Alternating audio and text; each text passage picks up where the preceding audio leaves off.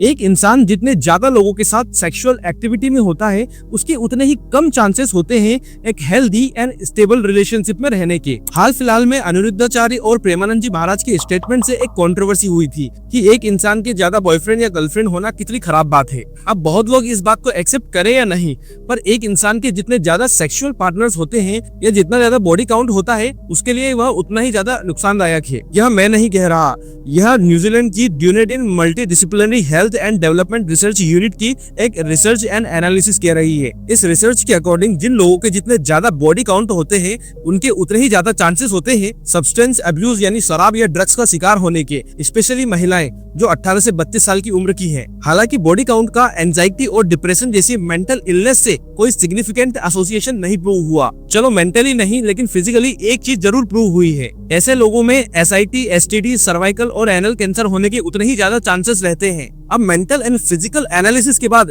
Third most important factor आता है relationship and social behaviour. Research के अकॉर्डिंग जिस इंसान के पास जितने ज्यादा सेक्सुअल पार्टनर्स रहे हैं, उसके रिलेशनशिप्स के आउटकम भी उतने ही नेगेटिव हुए हैं, like instability in relationship, cheating, breakup and high divorce rate. Research छोड़ो यार, कॉमन सेंस यूज करो। जिस इंसान को जगह जगह मुंह मारने की आदत हो जाती है, उसको अगर रिलेशनशिप में कोई प्रॉब्लम फेस करनी पड़ जाए तो वो उसको ठीक करने के बजाय उससे भागना ही प्रेफर करेगा, और इसी वजह से वो कभी भी एक पीसफुल और स्टेबल रिलेशनशिप में नहीं रह पाएगा। और आखिर में एक बात क्लियर कर दूं कि मैं इस वीडियो में कोई एक पर्टिकुलर जेंडर को टारगेट नहीं कर रहा हूं, दोनों जेंडर्स को इक्वली बोल रहा हूं। लोगों को लगता है कि बॉडी काउंट से किसी इंसान के कैरेक्टर को जज किया जाता है, पर असल में बॉडी काउंट से उसकी पर्सनालिटी का पता लगता है। वो बार बार किसी नए इंसान के पास तभी भागेगा जब उसके खुद के अंदर किसी भी तरह की मेंटल और इमोशनल स्टेबिलिटी नहीं होगी।